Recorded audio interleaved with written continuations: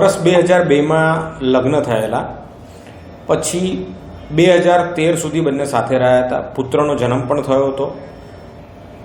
પતિ પત્ની વચ્ચે થોડા નાના મોટા ઝઘડા તો ચાલતા જ હતા અને પત્ની એક પર્ટિક્યુલર એક ધર્મ સંપ્રદાયને ફોલો કરતી હતી, એટલે એ પોતે ડુંગળી અને લસણ ખાતી નહોતી અને એનો ઘરમાં પણ એવો આગ્રહ હતો કે ઘરના બીજા સભ્યો પણ ના ખાય.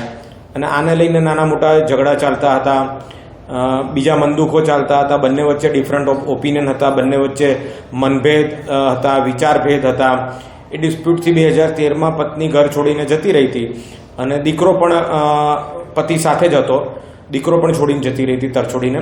પછી પતિએ નામદાર ફેમિલી કોર્ટમાં ડિવોર્સ માટે પિટિશન કરી ક્રુઆલિટીના ગ્રાઉન્ડ ઉપર, અને નીચે ફેમિલી કોર્ટે પુરવાર થઈ છે એ ગ્રાઉન્ડ ઉપર છૂટાછેડા આપ્યા.